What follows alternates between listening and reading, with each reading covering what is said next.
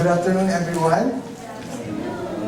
Afternoon. I hope you are excited just like me for today's message. I thank the Lord for last night. We have our Bible study sa Kitchener, right? And I was so blessed even with our message last night. And we're going to continue for today. I guess everyone have seen this poster in Facebook this morning. This is what I post this morning. And once again, welcome to everyone. It's the last Sunday of the month. Last Sunday of na, di ba? April 24. Next month is already May. We will have a new theme for next month because next month is Mother's Day. So, but for today, we'll continue with our subject. Last time I remember I preached on the book of Nahum, right? I hope everyone still remember.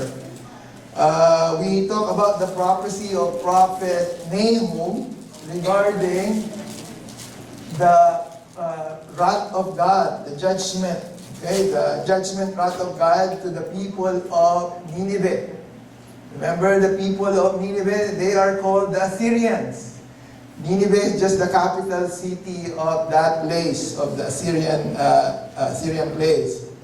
And today, to complete the story, we will be discussing the book where it all started. Kasi I remember, as I told you last time, the book of Nahum is just only the sequel or part 2 of the first book. The first part. And the first part of that book was the book of Jonah. So it just so happened that the second part was introduced first before the first part. But for today, like what I've said, I would like to complete it, the whole story. And that is about the book of Jonah, one of the minor prophets in the Old Testament. So even though we already know the ending part of the Assyrian people of Nineveh, which was addressed by the book of Nahum, I still find it fitting to learn the initial part of the story. Because I don't want us to have only the half of the story. I want us to get the whole story of the whole thing. And as I've told you before, the book of Nahum was the continuation or the sequel regarding the book of Jonah. So book of Jonah first and then the book of Nahum. It just so happened last time I preached, I started with the book of Nahum. Okay? And again, today, this will be our focus for our message this afternoon. And this is our goal. The goal is to understand the story behind it, and we'll dive into the story. The word dive. I hope you catch that. We'll dive into the story and we will try to fish some of the important lessons that we could apply in our modern day lives. I'm just using those words, diving, fishing, because this is more about Jonah, right? But before we do, let me give you some interesting introduction about the book of Jonah. So you could see there that this book was written in 760 BC. Okay, let's talk about the author. Who wrote this book? Right? Probably you would ask me, Pastor Adel, who wrote this book of Jonah? The traditional view places Jonah himself as the author with the support from the superscription on Jonah chapter 1, verse 1. It says there, "Now the word of the Lord came to Jonah, the son of Amittai," right? So it was Jonah. However, some commentators said that this statement is pointing to a third-person perspective. Yung parang someone is talking, right? A third person. Someone is just telling the story. They concluded that the book of Jonah was written by an unknown author, anonymous. Though the option that Jonah himself wrote this is still a plausible, I like that word, plausible, meaning it's possible that he is considered one of the author. In fact, if you will read the book, or the entire book of Jonah in the second chapter, and which we will see later, it is undoubtedly uttered by Jonah, the prayer itself. Right? So, I'm just simply trying to say that somehow we know that the statements that happen in this book came from Jonah himself. Though we cannot conclude because the book itself did not specify that it was Jonah. But anyway, at least we know, it's possible that it was Jonah. Now, let's talk about the period when it was written. You know me, every time that I speak the Old Testament, I always try to bring up the biblical or the Bible timeline. The period was during the time of nation of Israel was divided. Right? It was during the divided kingdom stage. I guess by now you're already familiar with the 9 stages of the Old Testament, meaning the 9 periods, right? Sa Tagalog ng period, what's sa Tagalog ng period? Yung mga period, ano ba sa Tagalog ng period? Panahon. Yung mga panahon, right? Something like that. So, period, right? Specifically, it was during the reign of Jeroboam II. Okay? So, we could see here that Jonah, his story was during the time of the divided kingdom. Specifically, during the time of Jeroboam II. Medyo malakas yung king sound. Lower the reverb. Yan. Okay. So, it was during the time of King Jeroboam II. And if you would notice, King Jeroboam was on the northern kingdom. Kasi remember that we have the south and the northern, right? Israel and Judah. Right? So at least familiar tayo. And during that time, it was, si Amaziah, siya naman yung king on the other side, on the southern kingdom. Because we have 2 kings, right? Existing during that time.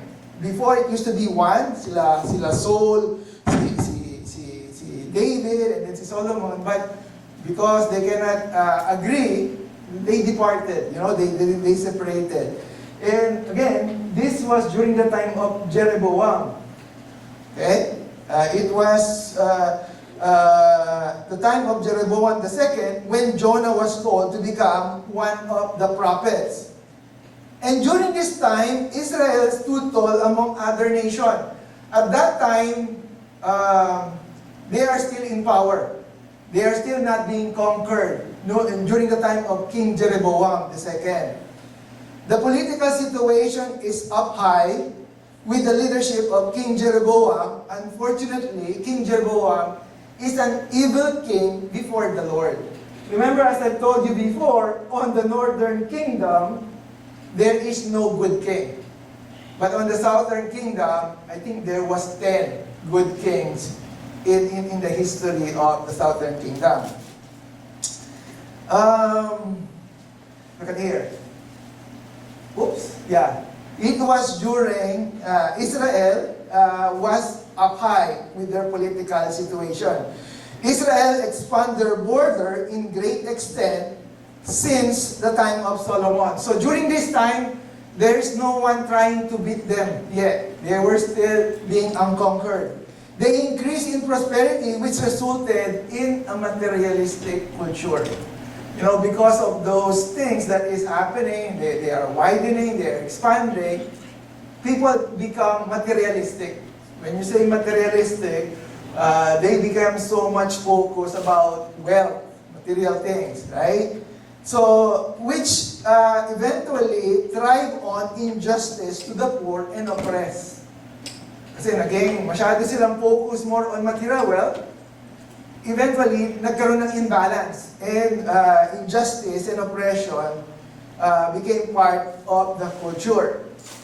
This period is also the same period where Prophet Amos, you could see that, Prophet Amos, was also called by God during that time.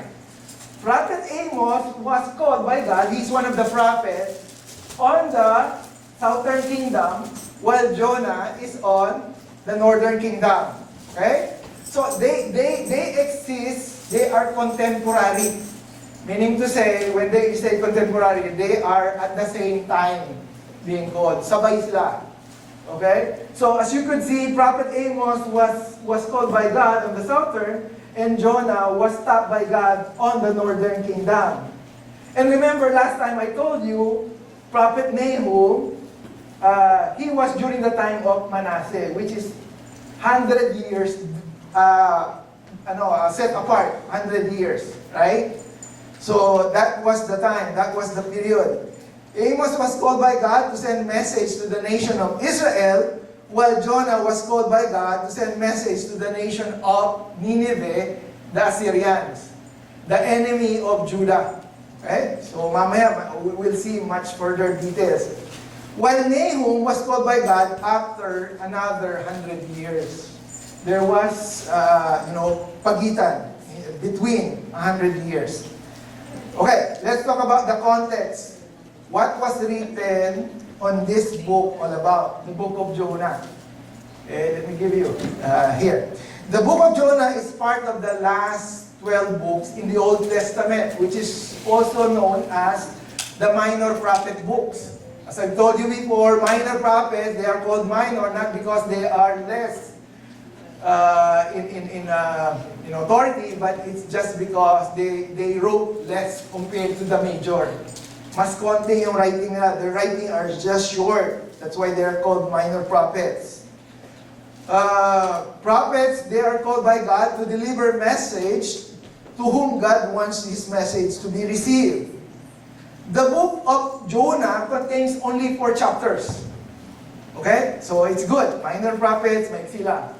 It only contains 4 chapters and only 47 verses. And hopefully we could pass by all those 47 verses today. Of course, we're not going to focus in depth, but we will try to understand the whole context of the book. As our main text, we will use chapter 1, and that will also help us serve the background of the book. Chapter 1 will tell us some introduction and background about the book of Jonah. And in context, the book or chapter can easily be understood by having this running thing in the mind. Right? When you read the book of Jonah, just put it on top of your head, running, that word running. Because, like what I said, if we divide it into 4, this is what we could see. The first chapter, chapter 1, it talks about Jonah running away from God. Chapter 2, it talks about running towards to God. Jonah running towards to God, which is 10 verses. And in chapter 3, it is running alongside with God. Okay, Jonah is running alongside with God, which is also 10 verses. And lastly, on chapter 4, Jonah running against God. Okay? So if you read the book of Jonah, put that on your head, right? Running. So it talks about running with God. So chapter 2, 3, and 4, it only contains 10 verses, while the first chapter contains 17 verses. So if you have your Bible ready with you, I'd like to invite you all to stand. And let's read chapter 1, just like what I've said. We will be reading the whole chapter 1, and then we will pause for a prayer. Then we will continue to the whole writing to catch some lesson along the way. So if you are there, simply follow along with me. In Jonah chapter 1, I have it on the board. And I'll be reading it in the New International Version. So this is what it says. And listen. It says here, the word of the Lord came to Jonah, son of Amittai. And this is what the Lord said. Go to the great city of Nineveh and preach against it, because its wickedness has come up before me. But Jonah ran away from the Lord and headed for Tarshish. He went down to Joppa, where he found a ship bound for that port. After paying the fare, he went abroad and sailed for Tarshish to flee from the Lord. Then the Lord sent a great wind on the sea, and such a violent storm arose that the ship threatened to break up. All the sailors were afraid, and each cried out to his own God. And they threw the cargo into the sea to lighten up the ship. But Jonah had gone before deck, where he lay down and fell into a deep sleep. The captain went to him and said, "How can you sleep? Get up and call your God. Maybe he will take notice of us so we will not perish." Okay? Verse 7, then the sailors said to each other, "Come, let us cast lots to find out who is responsible for this calamity." They cast lots, and lot fell on Jonah. So they asked him, "Tell us, who is responsible for making all this trouble for us? What kind of work do you do? Where do you come from? What is your country? From what people are you?" And then he answered, "I am a Hebrew. I worship the Lord, the God of heaven, who made the sea and the dry land." This terrified them and asked, "What have you done?" They knew he was running away from the Lord because he had already told them so. So the sea was getting rougher and rougher. So they asked him, "What should we do? What should we do to make the sea calm down for us?" Then in verse 12, Jonah said, "Pick me up and throw me into the sea," he replied, "and it will become calm. I know that it is my fault that this great storm has come upon you." Instead, the men did their best to row back to the land, but they could not, for the sea grew even wider than before. Then they cried out to the Lord, "Please, Lord, do not let us die for taking this man's life. Do not hold us accountable for killing an innocent man for you. Lord, have done as you please." Then they took Jonah and threw him overboard, and in the raging sea grew calm. At this, all men greatly feared the Lord, and they offered a sacrifice to the Lord and made vows to him. In verse 17, it says there, "Now the Lord provided a huge fish to swallow Jonah. And Jonah was in the belly of the fish 3 days and 3 nights." Okay, so let's pause for a while, and then we'll continue later. May the Lord add blessings to the reading of His Word. Let's remain standing and let us offer this time first in a word of prayer. So let's pray. Lord, our Heavenly Father, we are so thankful and we are so grateful, Lord God, that you have brought us all here together to fellowship, Lord, and to worship you and praise you, Lord God, and even to listen to your word. Lord, we pray that you will be the one to deliver your message today. Pray, Lord God, that as we hear the word, you open our hearts and our mind to accept, Lord God, your instruction in our life. Lord, I personally pray that you only use me as your footstool, as your mouthpiece. Be the deliverer of your word, Lord God. Be the speaker, be the preacher, Lord God. And everything be glorified to you. This we pray in Jesus' name. Amen. You may now take your seat. Thank you very much. By the way, the title of our message, When God Sent You a Big Fish, or Big Fish, Lesson from Jonah. Okay, so before we proceed, let me give you some additional facts and problem about the book of Jonah. Because there are some concern pertaining to this book. A lot of people, some of them are questioning about it. Facts and problem, okay? Well, the book of Jonah is so unique and known by many. The book of Jonah is unique in such a way that the book does not talk about the message of God like other prophetic books. If you try to compare the book of Jonah with other prophetic books, you will see that in other prophetic books, it talks about the message of God. Right? Yung how God would like to, to deliver yung mga message niya to the people. But with the book of Jonah, it's different. It rather talks more about what Jonah did and what he did not do. So it's not about his message, but about Jonah's action. Okay, that was the book it's all about. the disobedience of Jonah. In a way, it is somewhat an embarrassing narrative story because, listen to this, it is a writing of a prophet who tries to write down about his own disobedience to God. Imagine, you're writing your own death warrant, something like that. So it's not a very popular thing to do. You're writing something about a negative thing about yourself. Actually, one interesting thing we could find about the book of Jonah is that the book of Jonah is considered one of the most popular book in the Old Testament. Even non-believers sometimes know about the story. Not because they read the Bible, but because they are fascinated with the story of the big whale. Though there is no mentioning of big whale in this book. The story of Jonah is well-known to many, even those who don't know the Bible. The Jonah story is familiar even to the most common people, though some people think that the story is fictional. And that's the problem that I was telling you. It is considered as a fictional or allegorical book instead of being factual. Mostly those who doesn't know the Bible think that this story is just some sort like a fable or something that is not real.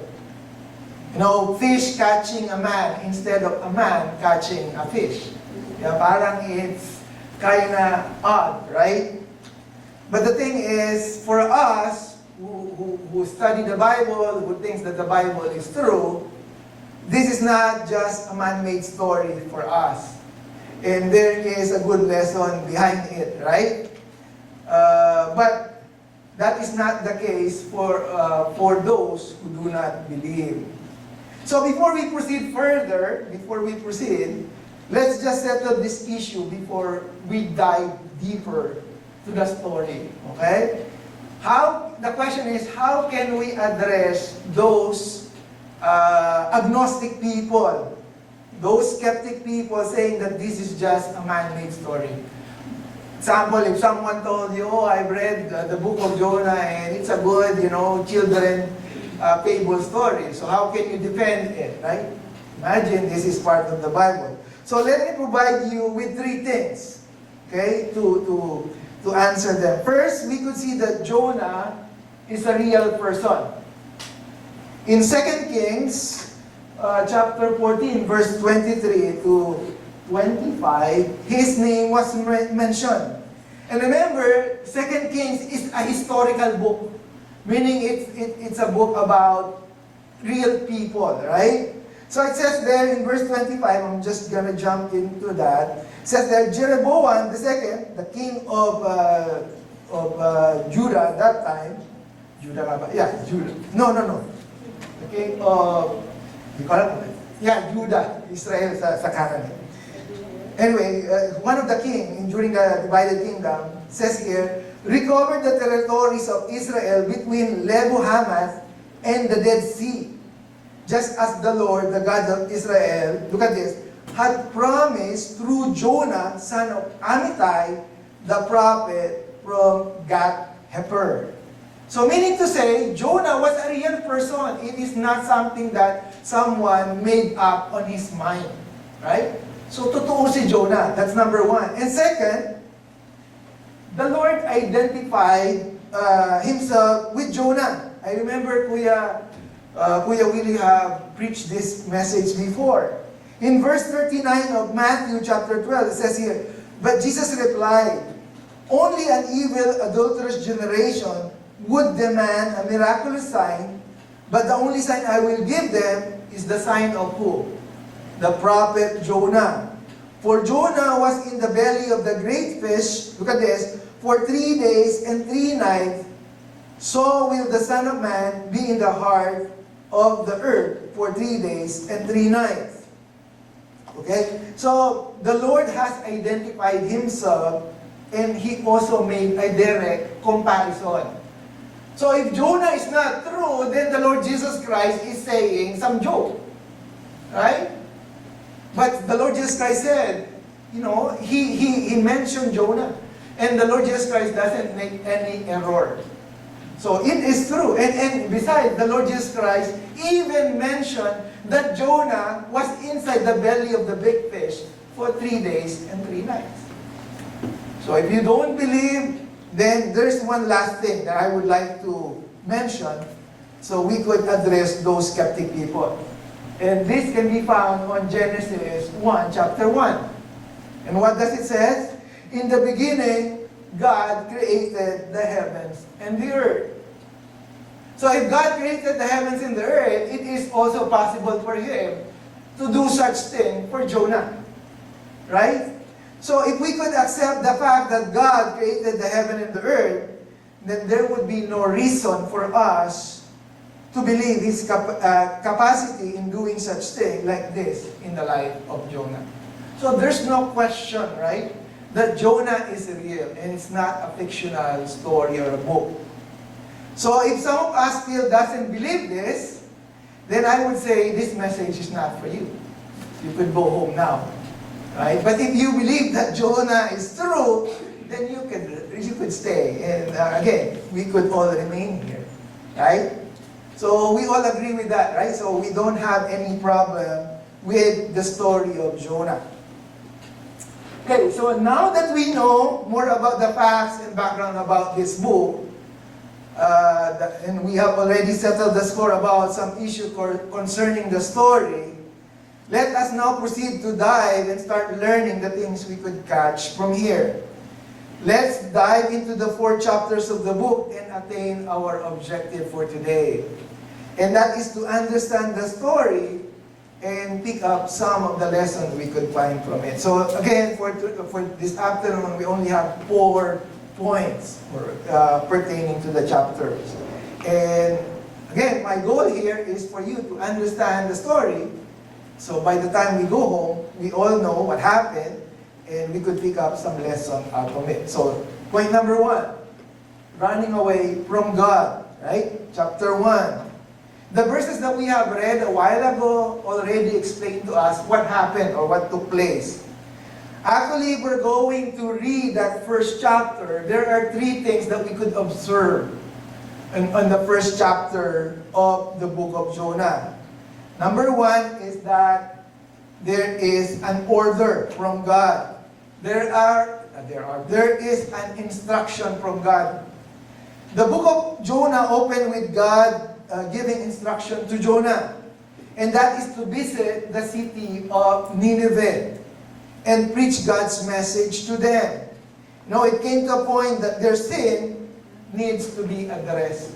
Sumobra na kasi yung kasalanan nila. Sabi nga ni FPJ,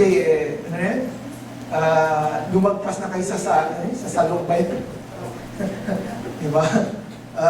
It needs to be dealt with. Okay? So, it says there, go to that great city of Nineveh and preach against it. This is the order. This is the instruction of the Lord to Jonah. But let's see what happened. Let's see what happened. The next thing that we could observe here is that there is an objection. What do you mean objection? Jonah's response to God was to oppose. Look at that. Jonah refused to follow or obey God. Instead, he decided intentionally to go the opposite direction and keep his presence and run further from God. Right? Again, I'm not going to read everything, but I'm just only going to read some of the highlights. It says there, but Jonah ran away from the Lord and headed for Tarshish to flee from the Lord. You know, the word Tarshish. How far is Tarshish? Saan nga ba yung Tarshish? Actually, I took a map, and this is how far it is from the place where he is at that moment. It is 2,500 miles away. So, Nineveh is going to the east. And where did Jonah went to? He goes to the west. As far as he could run away from the Lord. Imagine, nag-ship siya papunta dun sa Tarshish. And siguro probably you would question, why did Jonah do that? Okay, but before we jump into, putting some judgment to Jonah, let's try to understand his situation first. Bakit nga, why did he run away from that task? Remember, Nineveh, the place Nineveh, it is a great capital city of the Assyrian Empire. Okay? It was a big and great city. But the problem is, it is a wicked city. Kasi sabi mo wicked, masama sila. Mga bad people, mga salbahe sila. The Assyrians who live there are historically extreme, cruel people. Actually, history tells us that Assyrians would maim, when you say maim, cruelty of the Assyrians. When you say the word maim, yung word na they will harm, they will maul, or mutilate their prisoner. When they catch someone, they try to, ang tawag nila sa Tagalog, pahirapan. Okay? They're enemies of war. That they would desecrate the bodies of the victim of war, impaling them, disfiguring them, cutting off their ears, and cutting off their noses. Imagine, they will just cut your nose and cut everything on your body parts. That's how cruel the Assyrians are. They are pulling out the tongues of the prisoner. They were horribly cruel, inflicting inhumane type of battering process upon the prisoners of war that they would take. Imagine if you would become a prisoner of the Assyrians during that time, you will lose some parts of your body. Because that's how cruel they are. History also tells us that there were cities, listen to this, that when they were surrounded by the Assyrians' army, and they felt that they would fall, they will be defeated, the inhabitants of that cities would rather all commit suicide instead of being captive by the Assyrians. That's how notorious the Assyrians are. So we cannot simply judge Jonah, why are you running away from the Assyrians? It's because of that. Somehow he knows, right? Of course, if we don't know history, we'll just say, he just chickened out. Right? But my question, how about us? Well, of course, we now know, maybe it's going to be different, but for him at that time, like what I've said, he has some idea. So, I would guess this is partly one of the reasons why Jonah is trying to run away from this task. Because he knows something about the Assyrians. But the thing is, as powerful the Assyrians are, remember, God is mightier than they, which Jonah will soon realize. Okay? Kasi tayo, we already realized it already, but for Jonah, probably, he doesn't realize fully. And because of that, we are going to see the third thing in this chapter. So, first, we see the order, we see the objection of Jonah. Now, let's see the ordeal, meaning the consequence of his action. So, what happened? This is what it says. Then the Lord sent a great wind. So, the Lord prevented Jonah from escaping, and God sent a great wind. Okay? What else? Again, I'm just simply going to list down the things that took place. In verse 5, this is what it says. All the sailors were afraid, and each cried out to his own God. But look at this. But Jonah fell into a deep sleep. Right?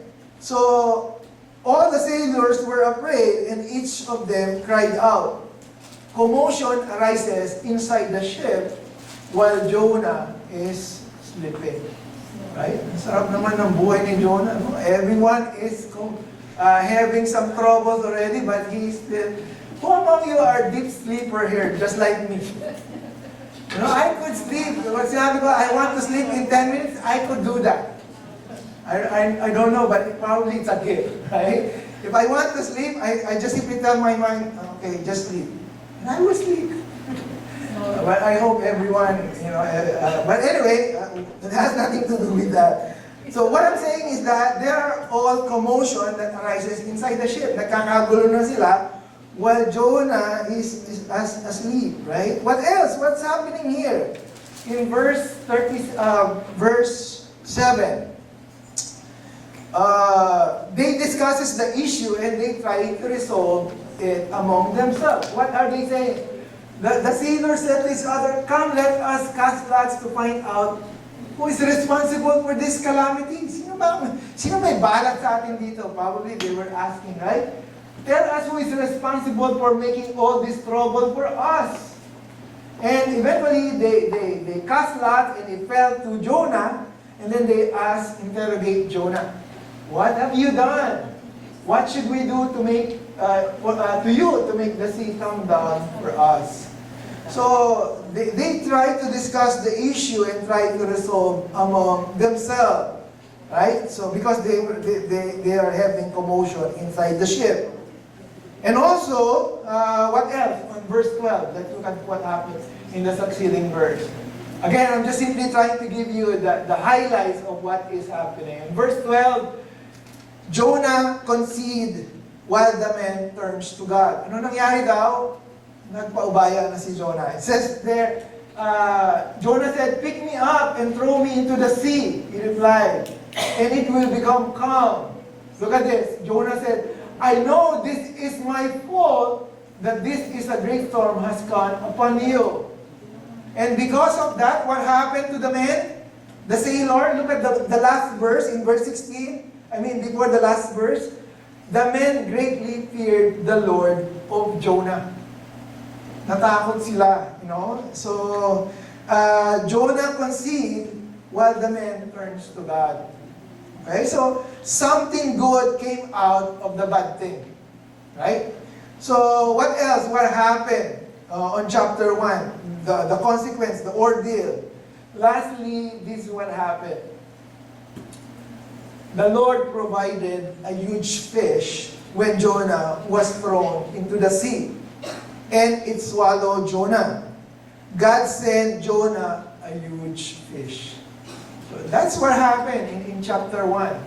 There was an order, there was an objection, opposition by Jonah, and then there was a consequence, an ordeal of his action. Now let's move on to our second point. Because again, I'm just simply telling you the story of Jonah because that's what the book is all about. Right? Let's go to chapter 2. What happened to chapter 2? Again, running. This time, when chapter 1, Jonah is running away from God. Chapter 2, now Jonah is running towards God. Because he had no choice. He was already inside the belly of the fish. What can you do? Right? And probably most of us is like that. When we don't have any option, the last option we always have is turn to God. Which is not a good example, right? So let's see, what can we see here in chapter 2? Actually, if you read the book of Jonah in chapter 2, you will see in chapter 2, Jonah's prayer. That's the only thing you can see in chapter 2, the prayer of Jonah. But what can we learn from the prayer of Jonah? Okay, I have 3 things also from the prayer of Jonah. It says that from inside the body or inside the fish, Jonah prayed to the Lord his God. Question: when did Jonah pray? After 3 days. After 3 days, doon pala siya nag-pray. Or probably he's already praying inside, but it took him 3 days to really have that main thing for him, right? Because it says there, Jonah was in the belly of the fish 3 days and 3 nights. Right? And then Jonah started praying. And let's look at what his prayer is all about. First, it talks about his distress. That is his prayer, okay? Basically, we're just simply looking at his prayer. It says that from inside the fish, Jonah prayed to the Lord, his God. And this is what he said: "In my distress, I called upon the Lord." But again, we don't want to list all his distress, right? Yung kanyang mga stress sa buhay. At the end, it says there, "But you, Lord my God, brought my life up from the pit. So basically, he poured out his heart to the Lord. Lord, this is where I am right now. And I have all this trouble. Basically, that's what you're saying. So besides his distress, what else did he mention on his prayer in chapter 2? Let's look at this. Again, on the succeeding verse. His dedication. Besides his distress. Look at what he said on verse 9. And verse 9 said, "But I, with shout of grateful praise, will sacrifice to you. What I have vowed, I will make good. I will say, salvation comes from the Lord." So despite of his distress, eventually, he came to his senses and, and give his thought on his task for the Lord. How he would like to dedicate his life, right? It says there, but I will shout of grateful praise. So inside the belly of the fish, he was praising the Lord through his prayer. Question is, how about us? How do we do our prayer? Are we outpouring our distress to God, and are we praising Him and committing our life to Him in our prayers? And his prayer towards God resulted, lastly, on Jonah's deliverance. Right? So there was a distress, there was a dedication, and lastly, there was a deliverance. The Lord heard his prayer. It says there, "And the Lord commanded the fish, and it vomited Jonah onto the dry land." Wow, right? God saved Jonah from his distressful situation. Now, the problem with most of us is that we always, listen to this, again, we're talking about fish, right? The problem of most people, or most of us, is that we put prayer in the tail rather than in the head. Diba? Mas madalas, we always put prayer last before doing it. And this is the same thing with Jonah. So that's chapter 2, the prayer of Jonah. Let's move on to chapter 3. Again, there are only four chapters, right? Chapter 3. First, running away from God. Second, running away, running towards to God. And number 3, running alongside with God. What do you mean, Pastor Rodel? What do you mean by Jonah running alongside with God? Because at this point, God has given Jonah a second chance. Right? Let's look at the first few verses here. Then the word of the Lord came to Jonah. You know how I would really like that word there, second time. Right? It just simply tells us that God is a God of second chances. Imagine if, and what did he say? Go to the great city of Nineveh and proclaim to it the message I give you. The Lord said to Jonah, go and preach, right? God did not say, oh, you know what, you failed me once. You know what, let me choose Brother Willie instead of sending you. No, he did not say that to Jonah. Still, he gave Jonah a second chance, right? And basically, Jonah obeyed. This time, the second time that God called Jonah, this time, he knows already. He doesn't want to run anymore. He goes straight, right? I mean, he walked to Nineveh. It says there, Jonah obeyed the word of the Lord and went to Nineveh this time. And look at his preaching. His preaching is just only a 5-word sentence, right? The preaching is, Jonah began going a day journey into the city proclaiming what? This is just his message. 40 more days and Nineveh will be overthrown. That is just the entire message of Jonah. 40 days, you will all be gone. That's what he is saying. He doesn't even say, oh, you know what? You are all sinners. You have to ask for forgiveness. And, ask for the Lord for, to cleanse you. No, he didn't say that. Jonah just simply said, 40 more days, bilang na ang araw nyo.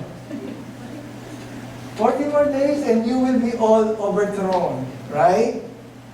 But the thing is, what happened, right? What happened? Did God acknowledge that preaching? Actually, yes. Look at the succeeding verse. What happened after Jonah gave this preaching? I wish I could do the same thing. I could just simply give you a 5-word sentence and then that's that. Let's go home. And people will do this thing. Right? Look at what happened. The Ninevites believed God. Wow! 5-word sentence, then the Ninevites believe. Us, we have been preaching 1 hour, 2 hours, 3 hours. Still no one believes. Right? But then they believe. And look at this. A fast was proclaimed, and all of them, from the greatest to the least, put on sackcloth. When Jonah's warning reached the king of Nineveh, he rose from his throne, took off his royal robes. Even the king covered himself with sackcloth and sat down in the dust. Not only the king, listen to this. This is the proclamation he issued in Nineveh. By the decree of the king and his noble, do not let people or even animals. The king, because this is how he received the message of Jonah. He even, even your animals, they should repent. Right? It says there, do not let the people or animals, herds or flock, taste anything. Do not let them eat or drink, but let the people and animals be covered with sackcloth. Pati yung aso mo, tsaka yung pusa mo, ipag-repent mo rin. Siguro that's what the king is saying. Right?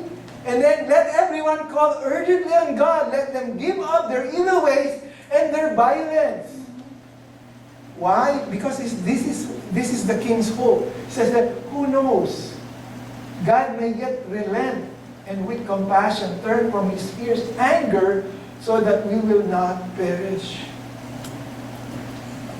That small glimpse of hope, nakita ng king. That king had seen it. Right? Maybe, because of what we will do, maybe God will not terrorize us, right? Because that's what the preaching of Jonah. So, there was the commission, there was the confession of the Ninevites. And what happened? Are they destroyed? No. Look at this. There was a compassion provided by God. In verse 10, when God saw what they did and how they turned from their wicked ways, He relented. I tried to search Google, what do you mean by relented?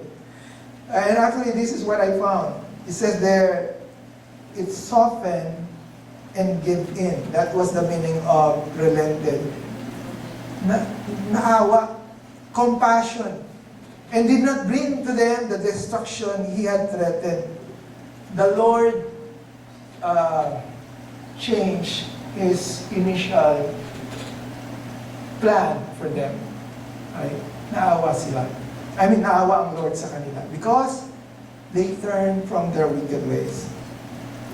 But again, on part 2, on Nahum, we know the story changed, right? But at this point, they all repent their sin. And who knows, 100 years, baka ibang batch na yon, right? Maybe it's another batch. But anyway, that's not part of this message. Now, let's move on to the last chapter. Okay, last chapter. Chapter 4. Running against God. So, first one, running away. Second, running to, or running towards. Third point, running side by side. And last point is running against God. What do you mean running against God? Why? Because this is what happened. Jonah was angry. He was mad. He was upset. Why? Because this is what he was telling the Lord in the first place, even in chapter 1. This is what he was saying, Lord, ito yung dahilan kung bakit ayaw ko kayo sundin. This is the reason why I do not want to follow you. Because you are so kind. And I know that you will forgive them. So in Jonah's mind, he wants vengeance. He wants God to punish them. That's what's all in his mind. That's why he ran away. Right? It's not only because he was terrified with the Assyrian, but because of the fact that he knows that when God hears them, God can forgive them. And that is something that Jonah doesn't want. Right? It says there, he prayed to the Lord. This is what I have told you before, or what I've said.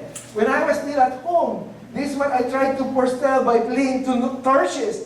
This is the original reason.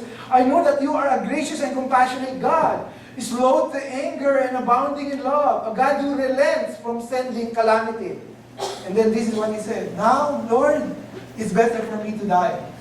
Mamatay na lang ako, good. Sabi siguro ni Jonah. Right? Sabi niya, mamatay na lang ako.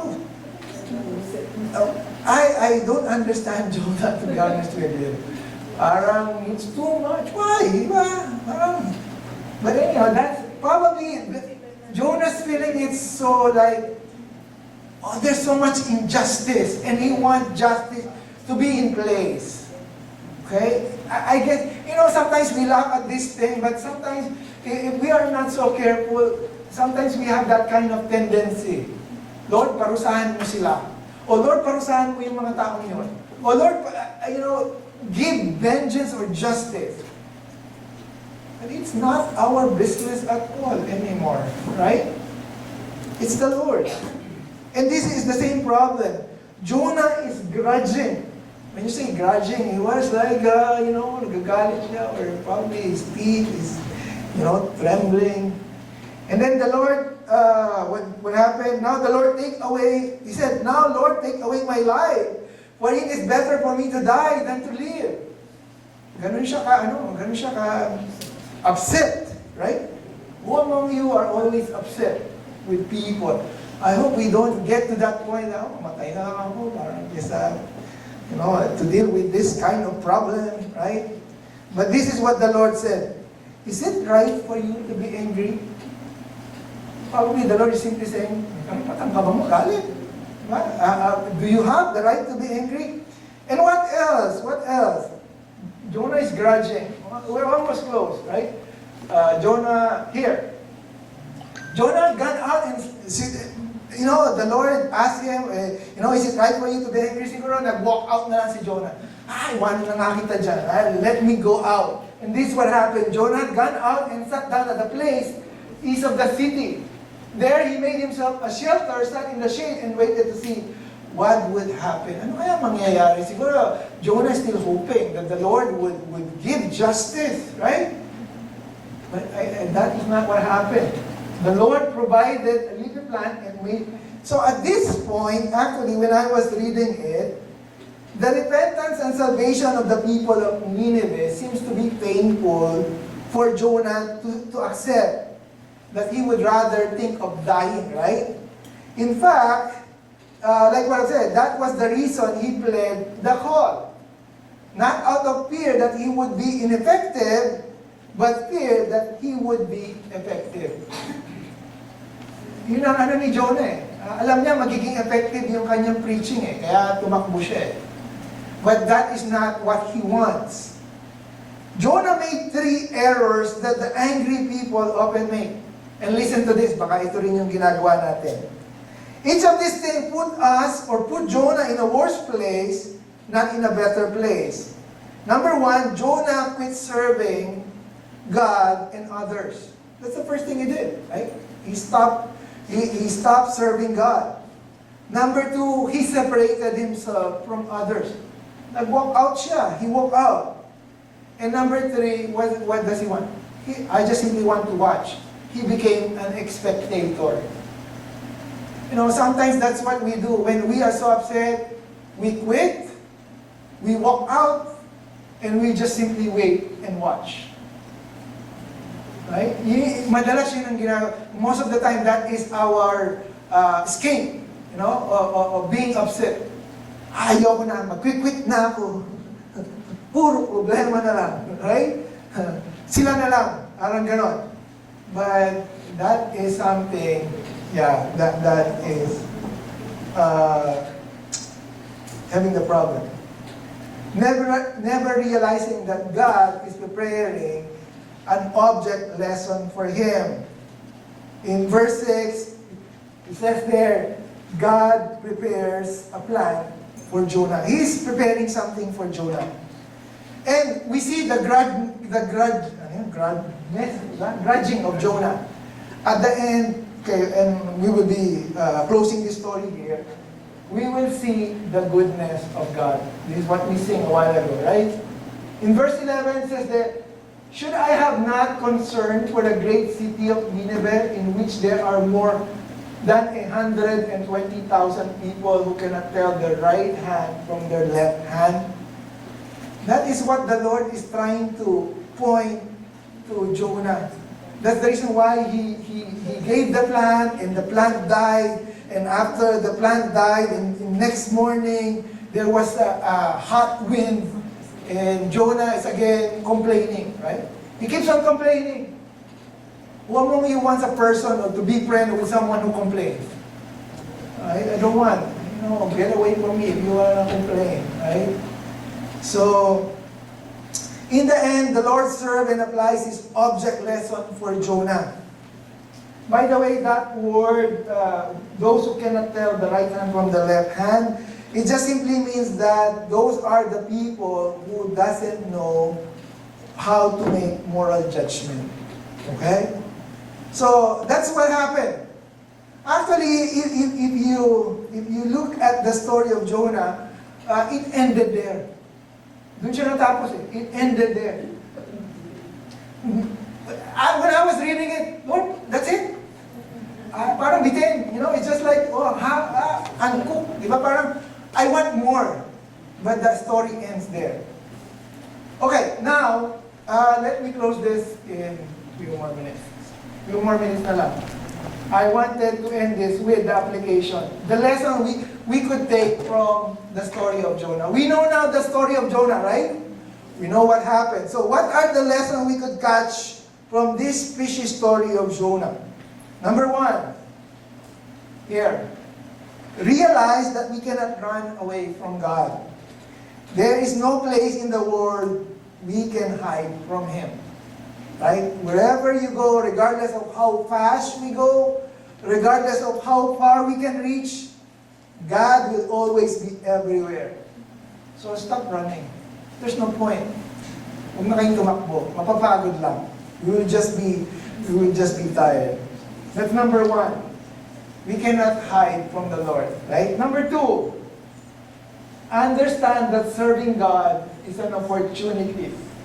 It's a privilege, an honor.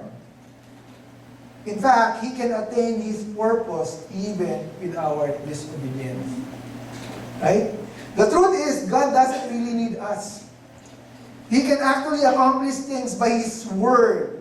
Right? Sabi nga sa Genesis 1:1, the Word created the heavens and the earth without our help. Right? Only reason He wants us to be part of it, so that we could share and experience His marvelous things. In truth, pwede naman talaga na we're not part of it. But the question is, do we want to? Do we want to be not part of God's plan? Question is, how about us? How long does the Lord is calling us to do something for Him? How long does the Lord has been calling you? I guess the difference between us and Jonah, listen to this. Jonah is that, the difference between us and Jonah heard the word of God, the instruction of God, and still he decided to go the other way around. But for most of us, we ignore it.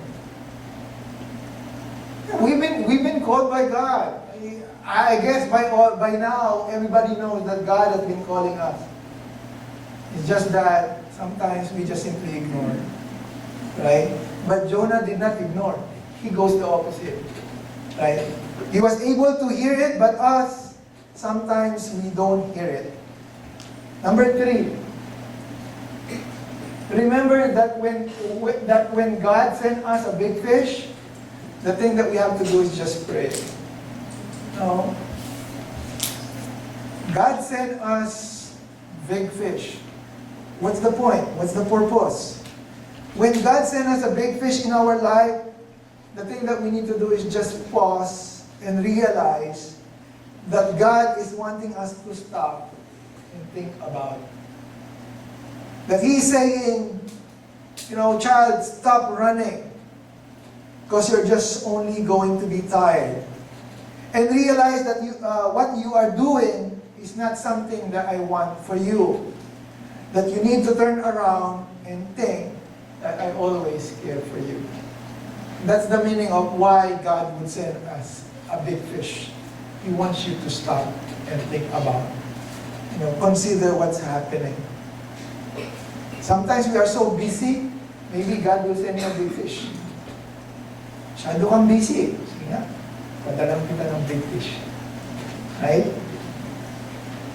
And lastly, accept that even the worst people can change. So, should our perspective too. Right? Because sometimes, for most people, we tend to lose hope. Oh, he will not change. Wala nang pagbabago yan. Ganyan na talaga yan. Diba? Parang, wala nang ikabubuti yan. No, but with God, there's always second chances.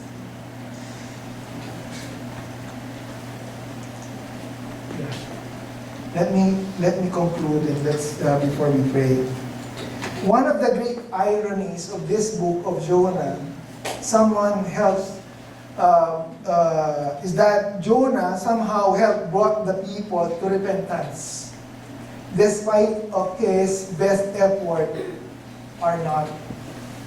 Despite of his not showing his best effort, the people were able to came to know God. His action convicted the mariner that his God was the one to be worshipped, and his preaching brought the Ninevites to repentance in a very spectacular way. The key element in this book is that the calling of Jonah rather than the willingness of Jonah. If God calls us, He will anoint us, and it is His anointing that will bring success. The book also teaches us that God is true to be God of second chances. And Jonah already proven it to us. Ironically, the book ends in an open-ended way. We don't know what happened to Jonah. We don't know, right? It came out short. But I guess that is no longer the point here. One lesson that strikes me while reading this book is that in anger, it hurts mostly no one but ourselves. Diba? Ito naman pagka nagagalit tayo, the worst is tayo naman yung nasasaktan. In our anger, let us not sin. Ephesians 4:26. Always be thankful and be no reason to complain. Let us pray. Our Heavenly Father God, Lord, once again, we are so thankful. Lord, we know that this story is an ancient story that is written for us to have some lesson out from it. Lord, thank you for giving us some insights on the life of Jonah, to give us an example, Lord God, of how we should not react, Lord God, to your calling. Help us, Lord God, to put our trust in you and to focus more, Lord God, on what you would like us to accomplish in our lives. Help us also, Lord God, not to be in despair, Lord God, when you bless others. We thank you, Lord God, for you are a God that gives us second chances. And Lord, as we continue, Lord God, with our fellowship, we can be glorified, Lord God, in our lives. Thank you, Lord God, and we pray that you bless this message in our hearts, Lord God. In Jesus' name we pray. Amen.